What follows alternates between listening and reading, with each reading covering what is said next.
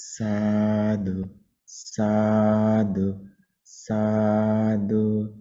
Namo tassa bhagavato arahato samma sambuddhassa.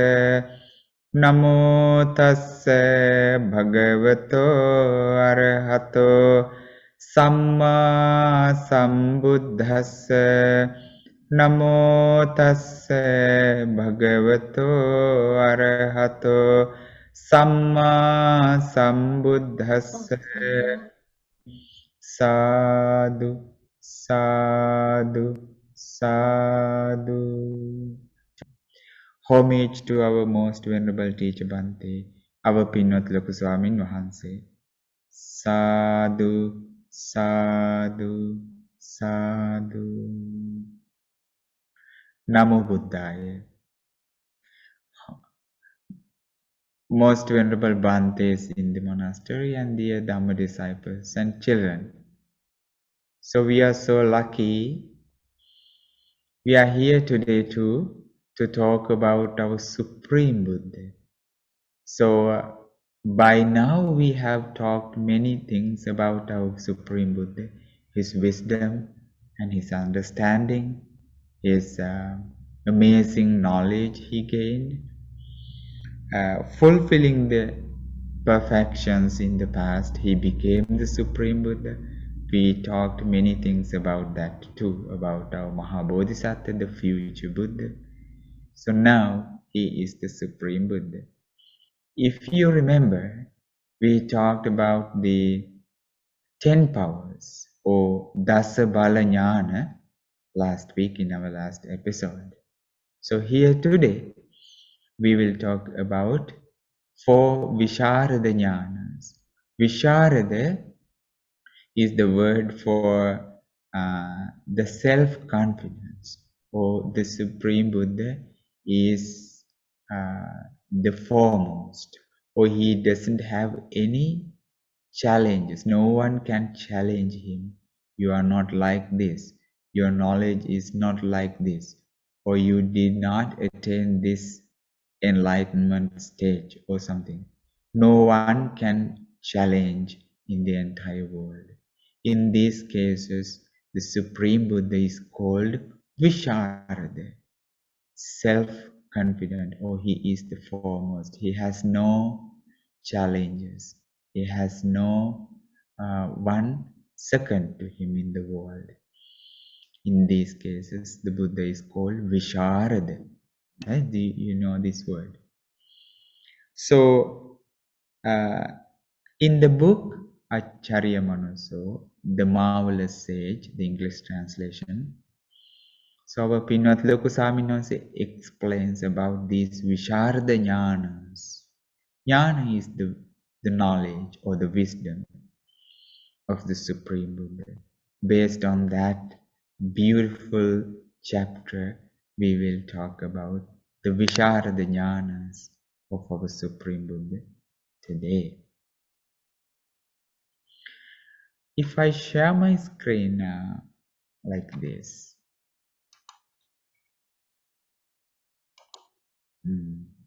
homage to the Supreme Buddha.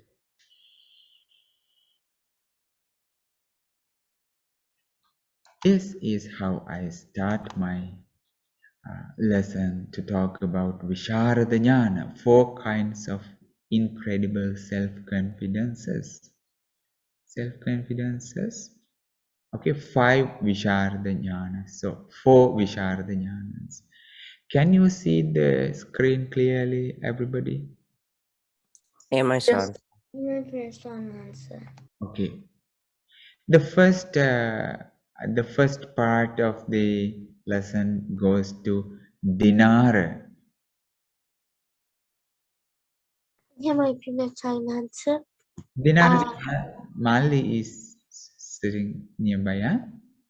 Yeah, my previous time answer. How about reading you, Mali? Yeah, my strong answer. Sariputta, the Tathagata, has these 4 kinds incomparable of self-confidence, possessing which he claims the herd leader's place. voices line through in the assemblies and sets rolling the wheel of Brahma. Sadhu, sadhu. So the text I got from the Lion's Roar, the Mahasihanada Sutta in Majjhima Nikaya. So the Buddha explains about himself, about his Visharada Jnanas to most venerable Sariputta Arahant Bhante. He said, the Buddha says that he has these 4 kinds of Visharada Jnana, self-confidence, stages of his mind. And we will see the first Visarada Jnana he possessed like this. So this is the first one. Maybe, okay, how many people are there? Today the second chance goes to Imasha and Shivan. The first passage, Swamiwansa? The entire part. Okay. And Swamiwansa. Buddha's certain enlightenment. Here I see no ground on which any recluse or Brahmin or God or Mara or Brahma or anyone else at all in the world could, in accordance with the Dhamma, accuse me thus. While you claim to be fully enlightened, you are not fully enlightened about these things. And seeing no ground for that, I abide in safety, fearlessness, and self-confidence. Sadhu, sadhu, rejoice the good merit you collected by reading. So that's the first Visharada Jnana, the Buddha's certain enlightenment. And the Buddha is certainly enlightened. Buddha became the supremely enlightened in the world. And no one can say in the world, here clearly you can understand the text. Here I see no ground on which any recluse or Brahmin or God or Mar or Brahma or anyone else, which means anyone in the world, maybe in the human world, maybe in the Brahma world, maybe in the divine world, maybe anyone else, Mara or Brahma, anyone in the world could, in accordance with the Dhamma, accuse me or challenge me, or no one can say like this. While you claim to be fully enlightened, you are not fully enlightened about these things. No one can say that. Why not? No one can say that. No one can say. Anybody else? Can you talk about why? Why no one can say that, oh, the Buddha is not the Buddha? No one can say that. Because the Buddha became the Buddha. That's the reason. And then no one has attained that statement, and then no one could understand the Buddhahood. That's why no one can say that the Buddha is not the Buddha. The Buddha became truly the Buddha in these cases. No one can say that, oh, you are not enlightened. In this case, the Buddha says that he is Visharada. And with that Visharada, the statement, seeing no ground for that, I abide in safety. And no one can frighten the Buddha. No one can say that the Buddha did not understand the noble truths or something. Fearless, and Buddha completely eliminated the fear, and then he is self-confident. This is the first, I want you to remember the first Visharada Jnana. He explained about himself. This is the Buddha that we went for refuge to. So we should be very faithful to talk about these kinds of good qualities of the Supreme Buddha. And then if you remember the the beautiful discourse available in our Paritta book. You always chant. This is the Lokava Bodha Sutta.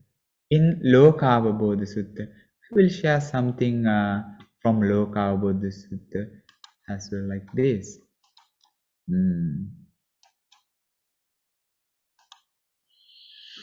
Okay, before that, I would like to talk about the no, someone can talk about the uh, picture on the screen. Anybody else has any idea about the picture? If I add something more, this is available in our Sambuddha Raja Maligava in Polgahawela in Sri Lanka. It's a beautiful painting. What is this picture?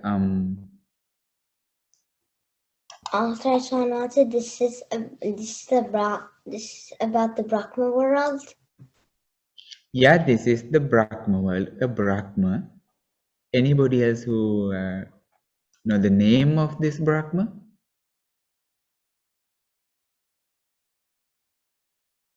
Huh? Brahma Pardon me? Sampradevyarajya. No, this is Bhakka Brahma. And being in the world, Brahma world, he thought that this is the perfect place for everybody else. So this is the place permanent because he had a long lifespan, millions of years, maybe eons and eons. He lived in the Brahma world. Because of that, he thought that this Brahma world is permanent. And this Brahma world is the place that no one dies. No one can, because he did not see anybody else who died, because the lifespan was very, very long. And then, being in the human world, Buddha knew the mind of this Brahma, and then he thought that I would tame this Brahma. And then Buddha visited the Brahma world, and then by visiting, this Brahma was very happy to welcome the Supreme Buddha. And he said, "Oh, the Gautama, the recluse Gautama, you are very welcome to my place. This is the place for you. This is the place for everybody who likes to live eternity, forever," he said. And then the Buddha said, "No, this world is impermanent too. Even though you have a longer lifespan that you cannot see, that you cannot recall the birth and death, this is a place which is impermanent. This is also impermanent." And then he did not believe, he did not want to believe about this. And then he thought that, the Bhakka Brahma thought, I am the person who can control this world. I am the person who has the extraordinary ability to tame other people too, to control. Everything was under his control, he thought. But the Buddha is extraordinary. Buddha is beyond that. Buddha is the foremost in the world. And he said, the Bhakka Brahma said, I would disappear and then you can find me, he said. I would disappear, you can find me. If you are more powerful, if you are more powerful than me, you can catch me, he said. So the Buddha said, yes, you can disappear and I will find you. It's a beautiful, the story. And then Buddha was powerful with his psychic potencies. And he stopped he grabbed his controlled his psychic potencies of Brahma, and he was not able to hide. He was not able to disappear before the Supreme Buddha. And he was trying again and again and again, but he was unable to. And then the Buddha said, I would disappear and you can find me. Then the Bhakka Brahma said, yes, you Venerable Sir, you can disappear and I will find you. And then all of a sudden, Buddha disappeared. And then the Bhagavad Brahma could not stop the Supreme Buddha. And being in the distance, disappearance, Buddha preached a beautiful Gatha with the Dhamma, and then the Bhagavad Brahma was tamed. So this is the extraordinary enlightenment. No one can challenge, no one can say that the Buddha is not enlightened. No one can say that Buddha was not fully enlightened or something. This is the beautiful picture, the painting. If you visit Polgahavila Monastery in Sri Lanka, you can see it. And then I said that something from Lokavabodha Sutta. Buddhang hetang bhagavata buddha marahatati me sutang. Loko bhikkhave tathagatena bisambuddha. The Buddha is the person who understands. So this chance goes to is Tinuli and is that Twini and Tinuli? Both of you, yeah. Both of you together, or maybe separate parts of the text. Monks in the world has been fully understood by the Tathagata. The Tathagata is detached from the world. Monks, the origin of the world has been fully understood by the Tathagata. The origin of the world has been eradicated by the Tathagata. Monks, the cessation of the world has been fully understood by the Tathagata.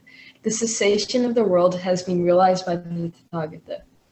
Monks, the way leading to the cessation of the world has been fully understood by the Tathagata. The way leading to the cessation of the world has been developed by the Tathagata. Sadhu, sadhu, I rejoice the good merit in the good merit you collected by reading. It's beautiful reading. This is from Lokavabodha Sutta, the discourse about realizing the world by himself. By the Supreme Buddha, he introduced to the world that he is Tathagata.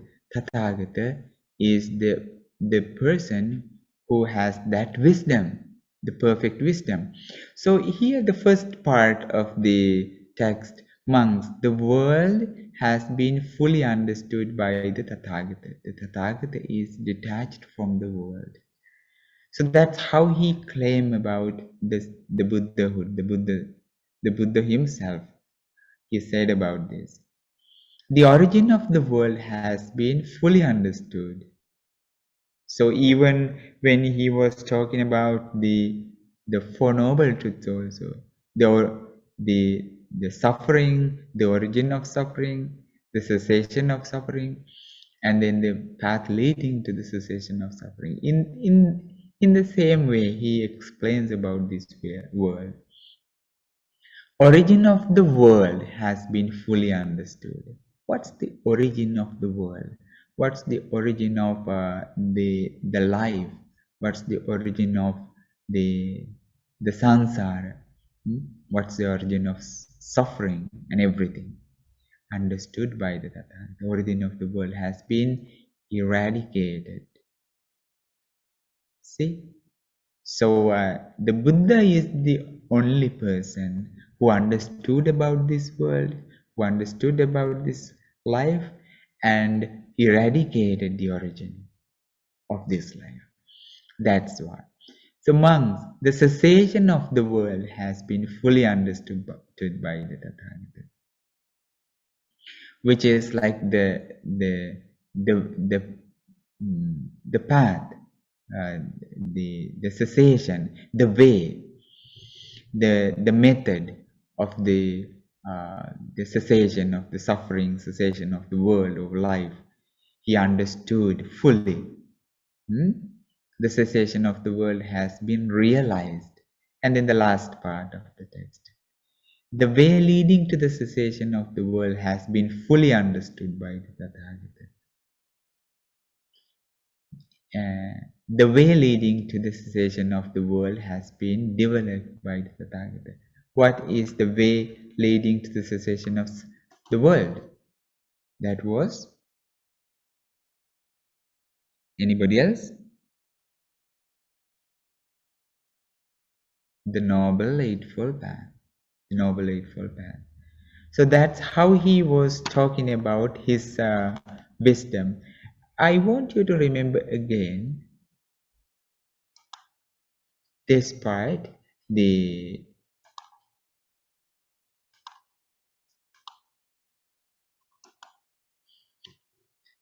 Buddha's certain enlightenment. He is Visharada, he is self-confident about his uh, enlightenment. That's the first Visharada Jnana. And then in the same Sutta Lokavabodha Sutta, there is another part like this. And then this chance goes to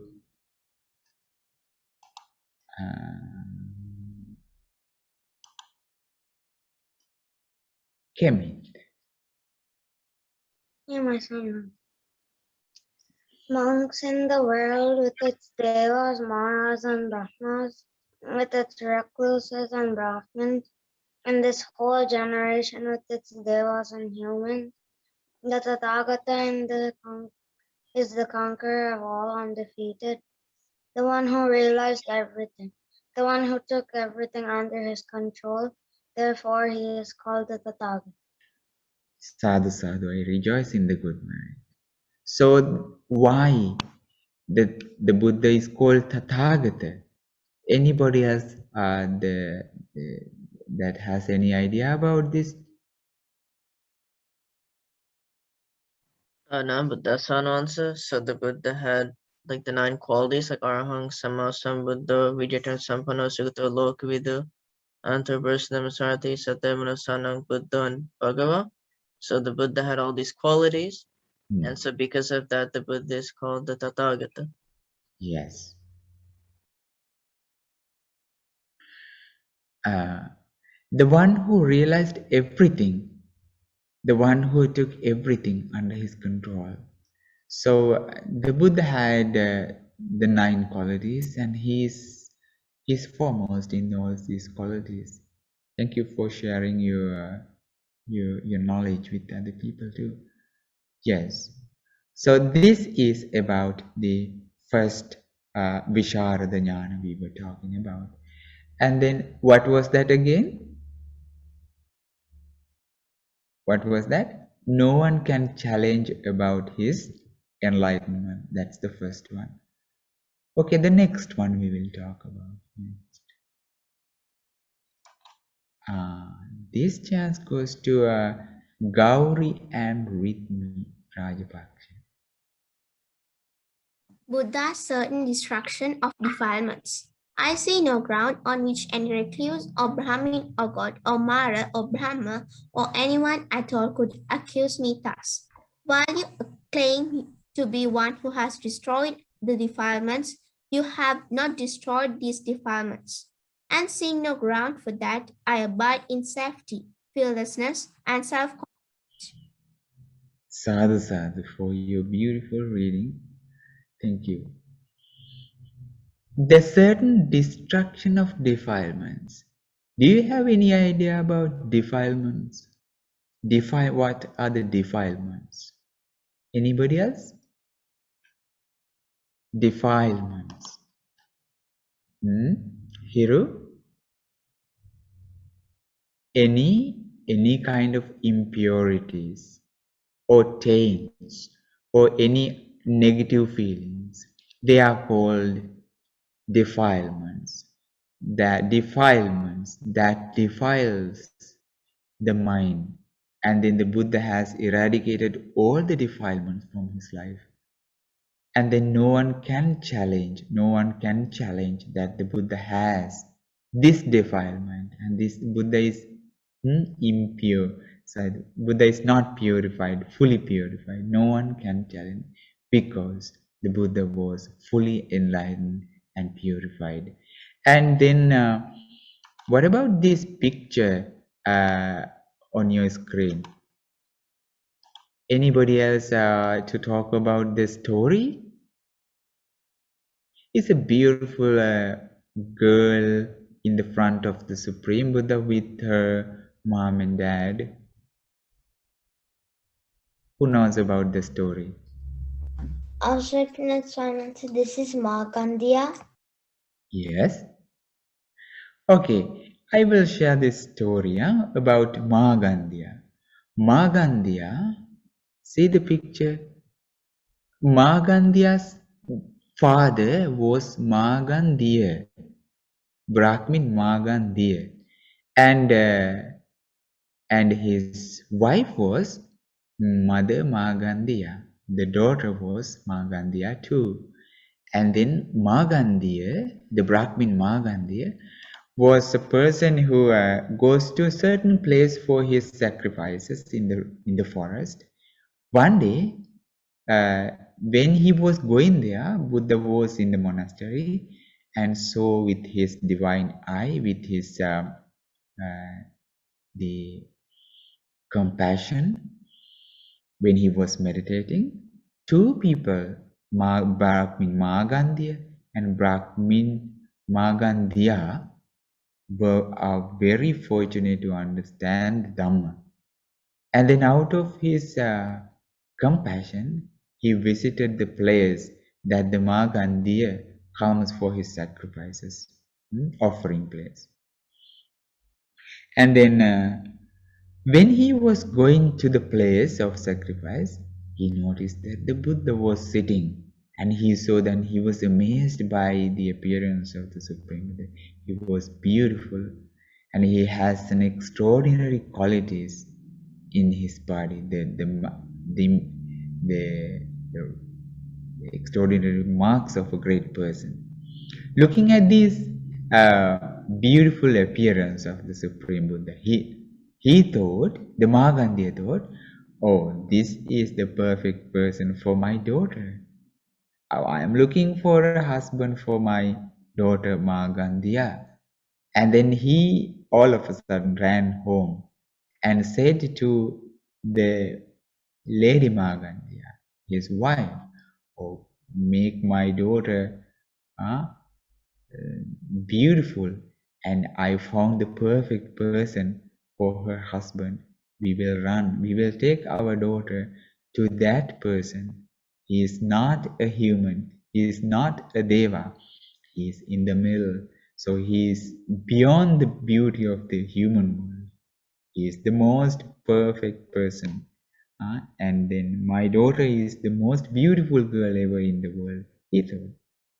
And he is suitable for my daughter. And then both people, mother and father, with the daughter of their daughter, beautiful daughter, they went there. And then by going there, they did not find the Buddha in the same place. And he was sitting in a different place, keeping a footprints in the ground. And then looking at the footprint, they thought that this is not a normal person. This is a person who has realized the truth of the world.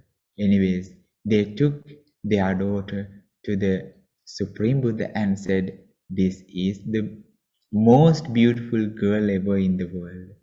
I give this daughter to you as your wife.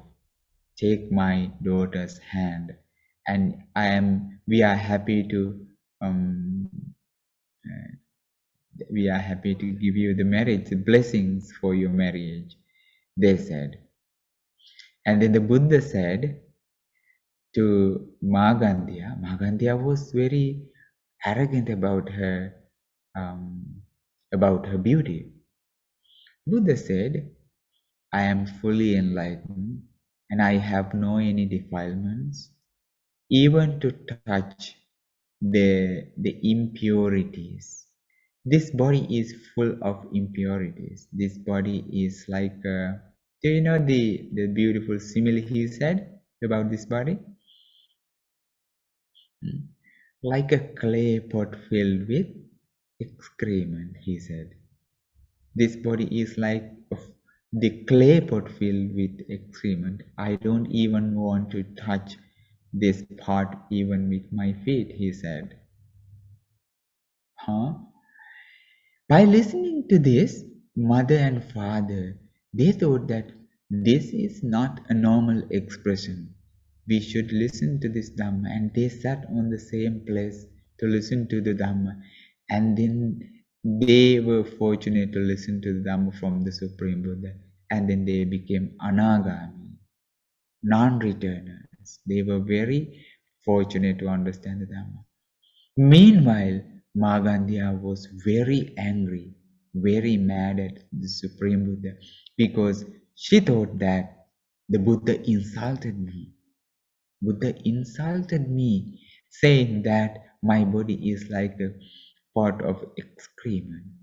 And she went back, and she is lay down on the bed, started crying, saying that I will take the resentment from the Buddha one day.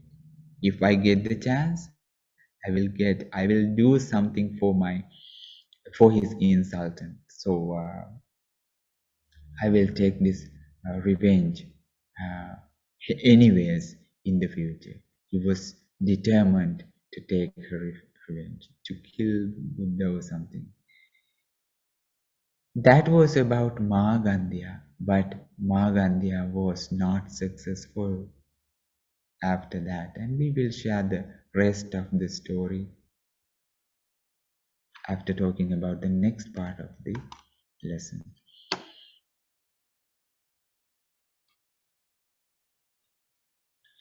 I want you to talk about this part again now.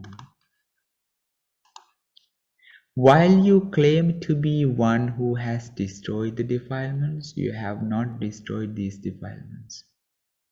You have some kind of defilements. No one can say that. If you remember this, maybe last week also we talked about this. What is this?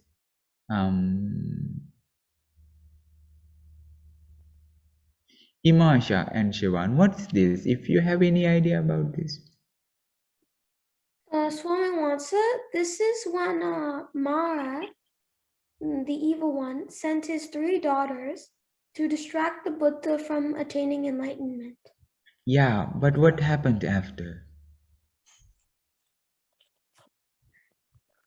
What happened after Gauri? What happened? Buddha was defeated or not? Devanga.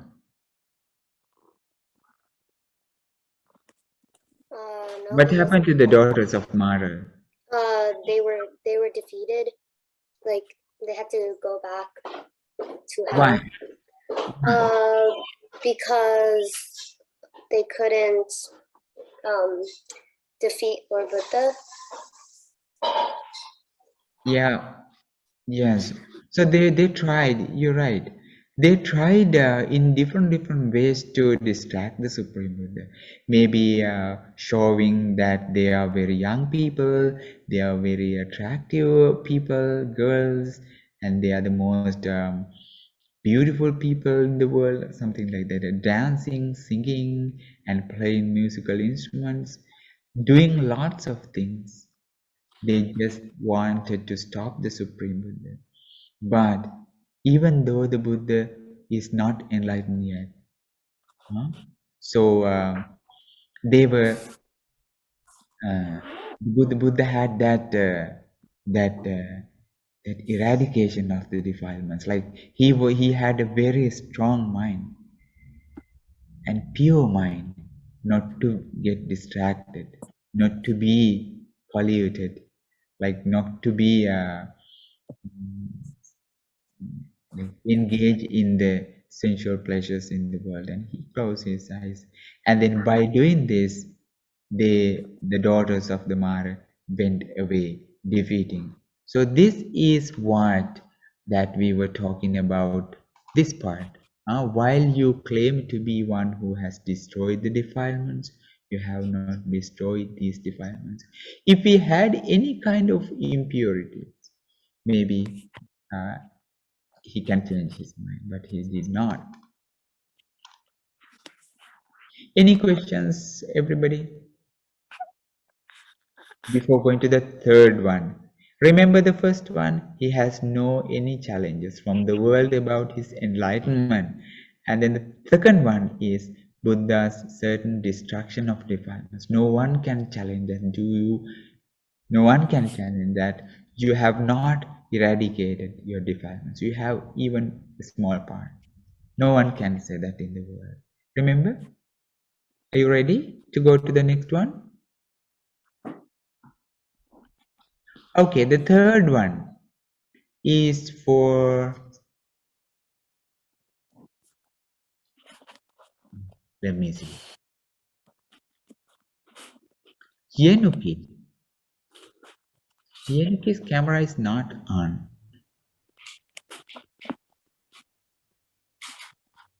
Okay, Yes, Bhante. yes.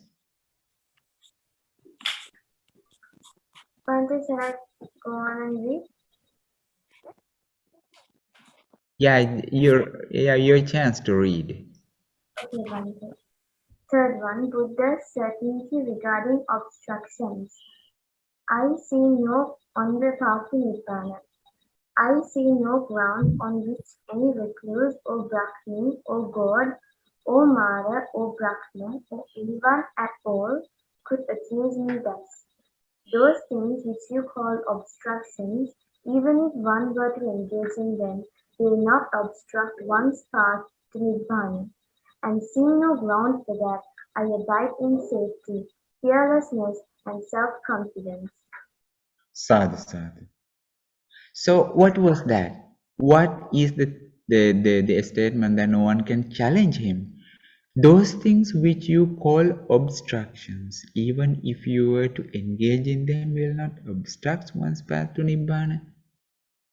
Those things which you call obstructions. Someone can say that this is not good for you path to the Nibbana. If you follow this path, you will not like something that. So if someone says that part, so the Buddha says that it's not. Buddha clearly says the path to the Nibbana, and no one can challenge about this too. And then on the other things, when the Buddha says about that, or if you follow these kinds of things for the Nibbana, that's wrong. If Buddha says that, that's completely wrong. And so, for example, so these people in the picture, if you know about these people, these are the Jatilas. Huh?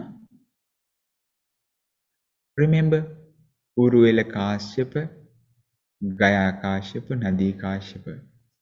Huh? So the Jatilas means they have they were trying to find their way to the liberation, doing maybe sacrifices and bathing in the rivers and everything.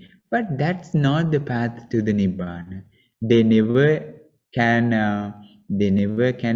achieve the liberation by doing these kinds of things. The Buddha said that's not the way.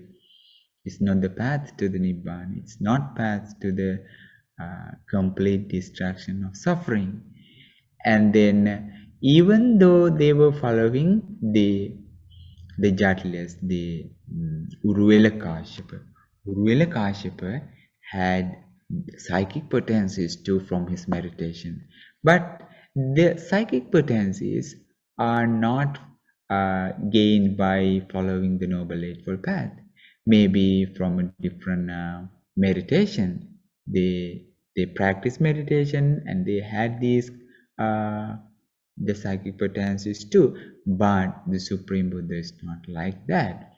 The Supreme Buddha followed the Noble Eightfold Path and achieved the Nibbana and the liberation. And by doing this, the Buddha can see this path, even though he has attained this, gained these kinds of the psychic potencies, this is not the perfect path to the Nibbana. So these pictures also available in Polgahavela Sambuddha Rajamaligawa in Sri Lanka. So the Jatilas, you see See, Uruvela Kashyapa, Nadi Kashyapa, Gaya Kashyapa, with the people around, they had lots of people. Uruvela Kashyapa 500 like that. So they don't even have their clothes very well, like very tapas or maybe ascetic life they followed. They bathed in the rivers. They they did their fire sacrifices as well. But unfortunately, they did not gain anything successful. The Buddha, out of his compassion, visited Uruvela Kashyapa, but he was not tamed. Uruvela Kashyapa was not tamed. He thought that, the Buddha is good in his psychic potencies, but he is not Arahant. He is not Arahant like me, he thought. Eventually, he was tamed by the Buddha. The Buddha said that, Uruvela Kashyapa, you are not enlightened, and you do not know the path to the enlightenment. And he was tamed. And everybody, they let go of their austerities and became the disciples of the Supreme Buddha. And they were fortunate to gain the Ehibhikku Pavidya, which means like the psychic potency Buddha gave for them to get the ordination. So no one can, the third, I want you to talk about the third Visharada Jnana, which is the if someone say that this is the path, this is not the path for the enlightenment, Buddha says that the clear path and the wrong path too. No one can challenge about that too. Those things which you call obstructions, even if one were to engage in them, will not obstruct one's path to Nibbana. Anybody else who has any questions about that? To go to the fourth Visharada Jnana, maybe Sandesh.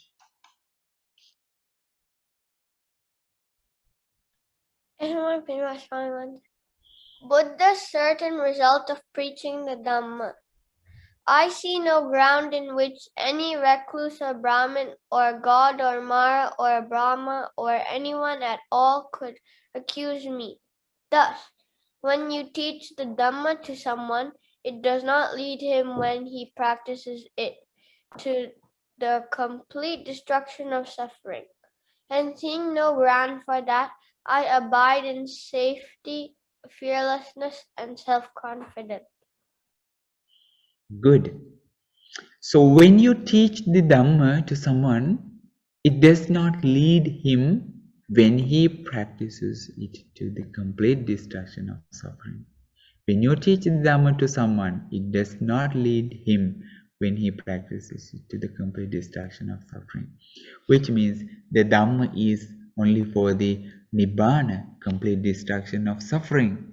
And no one can challenge about that too. So if the Buddha preaches the Dhamma, Dhamma is pure and no one can challenge about this too. The result is certain. So in this statement, the Buddha is Visharada, self-confident, and he is fearless. He is foremost. He is fully enlightened in this case too. Again, if we talk about the picture, anybody else to talk about that? The statement or the story? It's about Kujuttara. The story goes with the first story we were talking about, Magandhya. Remember Magandhya? Magandhya was very arrogant and angry about the statement of the Supreme Buddha. Eventually, he was fortunate to marry to Udena, King Udena, and she became the chief queen in the palace. And in this picture, you see a princess called Samavati. Samavati was also the one of the chief queens in the palace of Udena. Now both people, Magandhya, the arrogant queen, and Samavati, the most kind person, the lady, the woman, everybody, they lived together. And Magandhya was very mad at the Supreme Buddha, remember? But Samavati was very, very kind and a good disciple of the Supreme Buddha. Because of that, Magandhya thought, this is my enemy. So this is the story of Samavati, who became the good disciple of the Supreme Buddha by listening to Kujjuttara. Kujjuttara was one of the servant girls in the palace. Kujjuttara, remember Kujjuttara was standing. She's standing in blue sari or something, speaking about the Supreme Buddha. So this is the story. Kujjuttara was the servant girl who brought flowers from the market to Samavati. When Samavati gives money to Kujjuttara, Kujjuttara spends a half of money spending for flowers, and she steals some of them, money, and she keeps. By doing this, she brought flowers to Samavati. One day, when she was going to bring flowers to Samavati, Kujjuttara met Supreme Buddha preaching to people.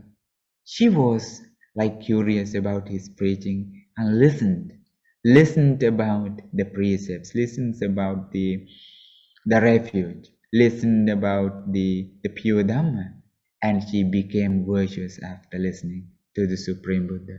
And she came to the monastery, not the monastery, the palace, with a huge bunch of flowers, spending all the money Samavati gave to her. Samavati, the chief queen, was curious about Kujjuttara and questioned, Kujjuttara, I give money to you every day, and today you have brought lots of flowers to the to the palace. How did you get these flowers? She asked. So Kujjuttara said, every day I stole money from you. And today I did not, because I met the pure Dhamma from the Supreme Buddha. And Samavati was very happy to hear about the Supreme Buddha and asked about to preach the Dhamma she listened. And Kujjuttara, the servant girl, preached Dhamma to Samavati, including all the 500 servant girls in the palace. Everybody was fortunate to achieve the first stage of the enlightenment, becoming Sotapanna or stream entry. And now everybody lives together in the same king's palace. Samavati and Kujjuttara, and on the other side, Magandhya. Magandhya was not happy about Samavati, because Samavati became a good disciple of the Buddha. Buddha is my enemy, she thought. And she planned to kill everybody in the palace. She set fire in the palace, and everybody was in the fire. But Samavati instructed everyone else not to make your minds defiled, not to get any anger into your mind, and practice metta and compassion, practice meditation, patience, and spread your loving kindness to Magandhya and everybody. And some of them, 500 people together in the fire, in the palace, they started meditating, sitting in the palace. Some of they were fortunate to achieve the third enlightenment stage. Sotapanna, Sakadagami, Anagami, non-returners. Some of them became once returners. Some of them already has become Sotapanna stage. Everybody died. And then based on this incident, the Supreme Buddha preached beautiful gathas in Dhammapada. I wanted you to talk about this. When you teach the Dhamma to someone, it does not lead them when they practice to the complete destruction of suffering. So they were fortunate to be free from suffering, even though they had a very big challenge in their life because they practiced the Supreme Buddha's teachings. And this is the Dhammapada Gatha. Actually, 3 Dhammapada Gathas. From Appamadavagga diligence. The first Dhammapada Gatha, after me you can repeat. Appamado amatapadang. Appamado amatapadang. Pamado machuno padang. Pamado machuno padang. Pamattana miyanti. Appamattana miyanti. Ye pamatta yata mata. Ye pamatta yatha mata. Peter, your chance. Appamadavaga in Dhammapada, diligence. Can you hear me now? Yes. The one who develops virtue, concentration, and wisdom diligently reaches the deathless Nibbana. The negligent one, who is intoxicated by sense pleasures, repeatedly dies. The diligent Dharma practitioner goes beyond death. The negligent are as if already dead. Sadhu, sadhu, sadhu. That's what the Supreme Buddha said about Magandhya, about Samavati, and Kujjatara and all the other people. And then the next Gatha, after me. Evang visesato nyatva. Evang visesato nyatva. Appamadam hi pandita. Appamadam hi pandita. Appamade pamodanti. Appamade pamodanti. Aryanang gochare rata. Aryanang gochare rata. How about Aga to translate? My Bante. Fully comprehending this, the wise who are mindful, rejoicing in being mindful, and find delight in the domain of the noble ones. Sadhu, sadhu, sadhu. Okay, the next one, after me. Tejaino satatika. Tejaino satatika. Niccang dalha parakkama. Niccang dalha parakkama. Kusanti dhira nibbanang. Kusanti dhira nibbanang. Yogakkemang anuttarang. Yogakkemang anuttarang. Sadhu, sadhu. Send on your translation. Wise, energetic disciplines of the Buddha meditate frequently. Working hard, they practice the Dhamma, giving it top priority. They experience the incomparable freedom from bondage Nibbana. Sadhu, sadhu.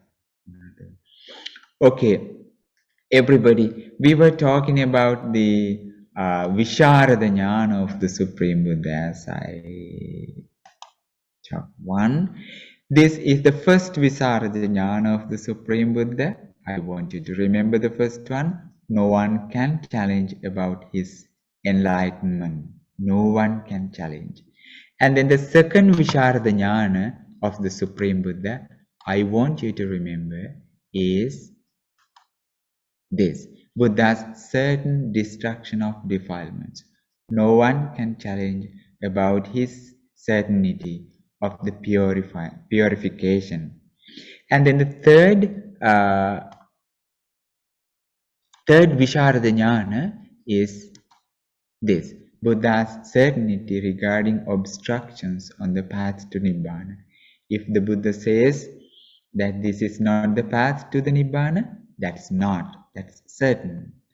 And then the fourth Visharada Jnana of the Supreme Buddha is this.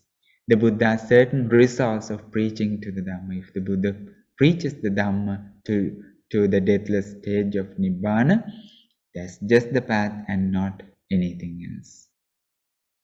This is about our Supreme Buddha's Visharada Jnana. You should be very happy about the knowledge you gain by talking about these the facts from Charya so the marvelous sage book by our Pinnath Loku Swamin Wahanse. Last week we talked about Dasa Balanyana, 10 powers of the Supreme Buddha. Today we talk about Visharada Jnana, 4 kinds of self-confidence.